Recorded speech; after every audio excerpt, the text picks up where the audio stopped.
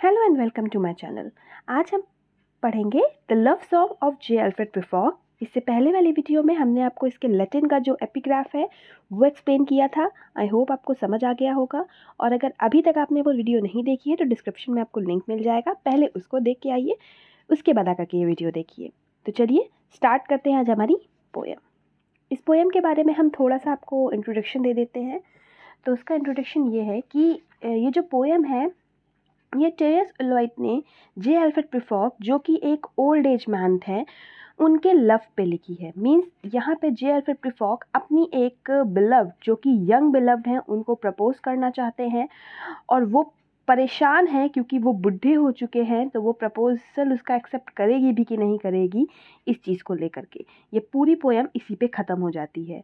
इस पोएम का जो थीम है वो है tension, mental restlessness, conflict between passion and cowardice, यानी पैशन और डर के बिटवीन में कॉन्फ्लिक्ट, टेंशन और मेंटल रेस्टलेसनेस इसका थीम है। ये जो पोएम है ये ड्रामेटिक मोनोलॉग है। ड्रामेटिक मोनोलॉग हमने बहुत सारी पोएम्स में आपको और भी बताया है। ड्रामेटिक मोनोलॉग का मतलब होता है ऐसे पोएम जिसमें कोई ड्रामा हो, कोई ड्रामा दिखाया जा रहा हो। Monologue means single person speaker हो, यानी पूरी की पूरी पोएम एक ही फर्स्ट पर्सन ने ही बोली हो, वो होती है ड्रामेटिक मोनोलॉग। इसकी राइम स्कीम है इर्रेगुलर, यानी इर्रेगुलर है, यानी कोई भी लाइन कैसे भी लिखी हुई है, कोई राइम स्कीम नहीं है इसकी। इस पोएम का जो ओरिजिनल नेम था वो था प्रिफॉक अमंग द वुमेन, ये इसका ओरिजिनल टाइटल था। उसके बाद इसका title love song of J Alfred Prufrock पड़ गया। ये जो पोएम है ये पब्लिश हुई थी जून 1950 में एक मैगजीन में, a magazine of verse at instigation of Ezra Pound. ये एक मैगजीन थी जिसमें ये पब्लिश हुई थी। इसकी जो टोन है ऑफ राइटिंग है वो है आयरोनिक टोन। तो चलिए अब स्टार्ट करते हैं हमारी poem. Let us go then, you and I. अब यहाँ पे जे अल्फ्रेड प्रिफॉक ही पूरी पोएम बोल रहे हैं। तो ये कहते हैं चलो चलते हैं तुम और मैं। Even the evening is spread out against the sky. कब चलेंगे? When the evening is spread, जब शाम हो चुकी होगी, आसमान में जब शाम हो चुकी होगी तब चलेंगे। Like a patient etherized upon a table, और ऐसा लगेगा जैसे कि कोई पेशेंट, एथराइज्ड का मतलब होता है बेसुध, किसी टेबल पे बेसुध सा पड़ा हो।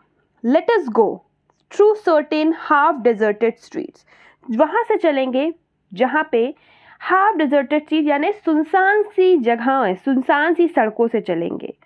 The muttering retreats of restless night in one night cheap hotels, और जहाँ पे जिस डेजर्टेड स्ट्रीट्स में, जिन सड़कों में, जहाँ के घरों से, रिट्रीट्स यानी घरों से मटरिंग यानी भुनभुनाहट की आवाज़ें आ रही होंगी, और ऐसे लोग जो उस भुनभुनाहट, यानी जो उस घरों से जो भुनभुनाहट आ रही है, वो आपस में जो कपल्स लड़ाई कर रहे होंगे थोड़ी बहुत, उसकी भुनभुनाहट की आवाज़ आ रही है। उसके बाद उसमें से किसी को एक रात गुजारनी पड़ेगी किसी चीप होटल्स में। And sawdust restaurant with oyster shell, और वहाँ पे जो रेस्टोरेंट्स जो होंगे वो कैसे होंगे? वो गंदे होंगे, डस्ट से भरे होंगे, ऑस्टर सेल से भरे होंगे। स्ट्रीट दैट फॉलो लाइक का टेडिशियस आर्ग्यूमेंट, ये जो स्ट्रीट्स होंगी ये क्या है? ये घुमावदार यानी परेशान कर देने वाली आर्ग्यूमेंट की तरह होंगी। परेशान कर देने वाली आर्ग्यूमेंट यानी थका देने वाली आर्ग्यूमेंट की तरह होंगी। जिस तरीके से आर्ग्यूमेंट्स होती हैं, बहुत ज़्यादा किसी से आर्ग्यूमेंट करो हम थक जाते हैं, उसी तरीके से ये गलियाँ भी होंगी घुमावदार। ऑफ इंसिडिशियस इंटेंट, और अपने कपटी इरादों से लेके, अपने कपटी इरादों से लेके, to lead you to an overwhelming question, अपने कपटी इरादों से मैं तुम्हें एक ओवरवेलमिंग क्वेश्चन की तरफ ले चलूँगा। ओ डू नॉट आस्क, नहीं पूछना मत। व्हाट इज इट, वो क्या है? Let us go and make our visit, चलो चलते हैं और हमारी यात्रा पूरी करते हैं। In the room the women come and go like talking of Michelangelo, और फिर वो कहते हैं कि रूम में, जो रूम है उसमें औरतें आती हैं और जाती हैं और माइकल एंजेलो की बातें करती हैं। माइकल एंजेलो कौन है?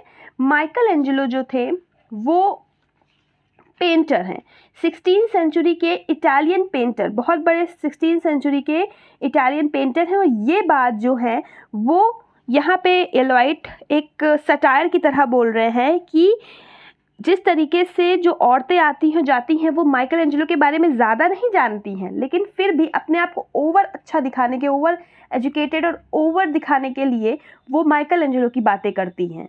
ठीक, तो यहाँ पे वो सटायर कर रहे हैं। ओवरविलिंग का मतलब होता है serious. The yellow fog that rubs it's back upon the window पे।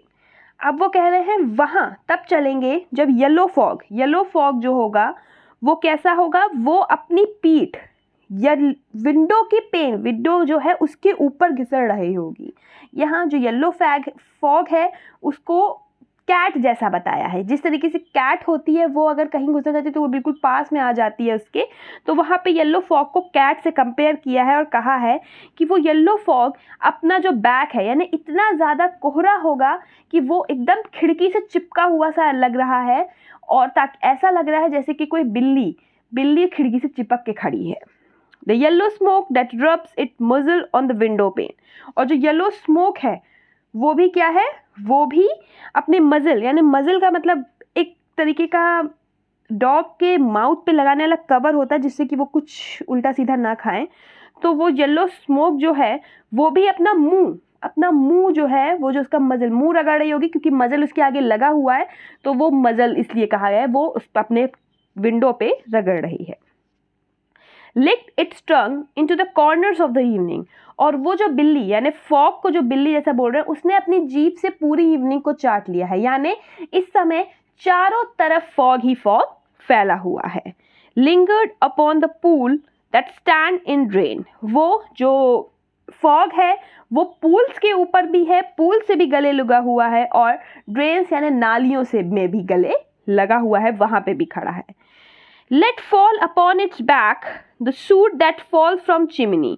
और उसके पीछे कंधे पे वो सूट, वो जो काला धुआं है, सूट का मतलब काला, ब्लैक, काला धुआं जो चिमनी से निकल रहा है वो भी उसके पीछे चिपका हुआ है, उसके ऊपर कंधे पे लदा हुआ है।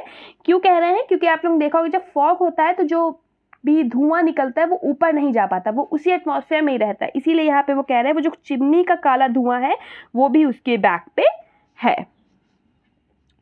Slipped by the terrace, made a sudden leap, and seeing that it was a soft October night, curled once about the house and fell asleep। और अगर अचानक से देखें तो क्या होता है, वो अक्टूबर नाइट है। ठीक, अक्टूबर नाइट है और लोग क्या कर रहे हैं, बिजी हैं, किसमें, अपने कामों में बिजी हैं और सो जाते हैं। And indeed there will be time. और अगर देखा जाए तो बहुत समय है। From the yellow smoke that slides along the street. उस येलो स्मोक जो स्ट्रीट्स में घूम रहा है, rubbing its back upon the window pane, अपनी पीठ रगड़ रहा है विंडो के शीशों पे। There will be time, there will be time, बहुत टाइम है, बहुत ज़्यादा ही टाइम है। To prepare a face to meet the face that you meet, अपने आप को तैयार करने के लिए। There will be time to murder and create, यहाँ इतना टाइम है कि किसी का मर्डर भी कर दो और कुछ चीज़ क्रिएट भी कर लो। And time for all work and days of hand, सारे ही कामों के लिए वर्क है, और डेज ऑफ हैंड का मतलब अपने डेली वर्क के लिए भी बहुत टाइम है। That lift and drop a question on your plate, और तुम्हारी प्लेट का मतलब तुम्हारे सामने वो क्वेश्चन रखने का भी टाइम है। Time for you, time for me, तुम्हारे लिए भी टाइम है और मेरे लिए भी टाइम है। And time yet for 100 indecisions and for 100 visions and revisions, और यहाँ अभी भी टाइम है बहुत सारे इनडिसीजन्स, बहुत सारी चीज़ों के बारे जो अभी मैंने डिसीजंस नहीं लिए हैं उसके लिए भी अभी टाइम है, और ऐसे भी टाइम, उन चीज़ों के लिए भी टाइम है, विजन करने के लिए भी टाइम है, और जो क्वेश्चंस मैंने सोच लिए हैं, जो चीज़ें मैंने सोच ली उसका रिविजन करने के लिए भी टाइम है। Before the taking off toast and tea, toast और टी लेने से पहले, in the room the women come and go talking of Michael Angelo.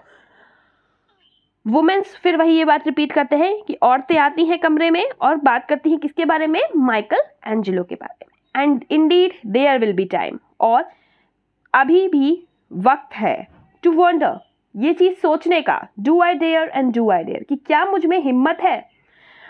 Time to turn back and descend the stair, time है अभी वापस जाने का और नीचे सीढ़ी से उतरने का भी। With a bald spot in the middle of my hair, वो अपने क्वेश्चन की तरफ पीछे जाने का भी टाइम है, नीचे उतरने का भी टाइम है। किसके साथ, इनके जो हेयर्स यानी इनके जो सर है उसके हेयर में एक गंजापन है हल्का सा। They will say how his here is growing thin, और लोग क्या कहेंगे कि देखो इसके बाल कैसे पतले होते जा रहे हैं। My morning coat, my collar mounting firmly to the chin, इन्होंने अपना बेस्ट कोट, मॉर्निंग कोट जो था वो पहन लिया है और इसका जो कॉलर है वो पूरा फर्मली बहुत अच्छा लग रहा है, इनके चिन तक आ रहा है, बहुत अच्छा लग रहा है। My neck tie rich and modest but asserted by a simple pin, मेरी जो नेक टाई है, जो टाई है, वो भी नॉर्मल सी एक पिन से मैंने लगा रखी है।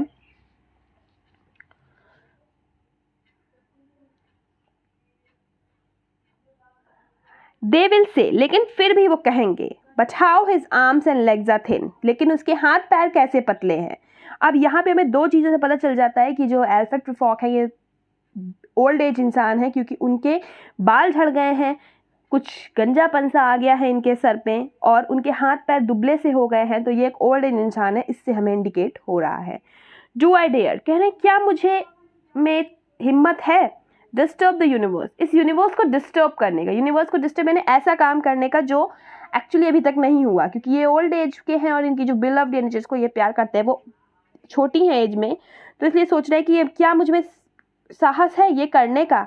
इन a minute there is a time for decisions and revision which a minute will reverse, एक ही मिनट में टाइम है उन सारे ही डिसीजंस के ऊपर रिविजन करने का। For I have known them all already, known them all, मैं उन सबको जानता हूँ पहले से।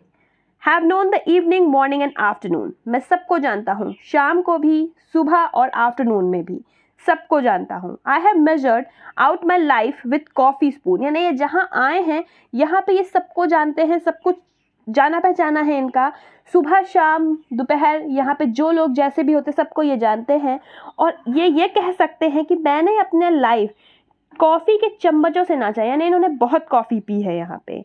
आई know the voice dying with dying fall beneath the music from a farther room, so how should I presume, कह रहे हो मैं सब जानता हूँ कि कहाँ से वो जो म्यूज़िक की आवाज़ आ रही है वो कहाँ से आ रही है, सब कुछ मैं जानता हूँ, पर मैं कैसे हिम्मत करूँ। प्रिज्यूम का मतलब मैं कैसे हिम्मत करूँ, क्या हिम्मत करूँ कि ये चीज़ पूछने के लिए मैं कैसे हिम्मत करूँ कि ये सब क्या है।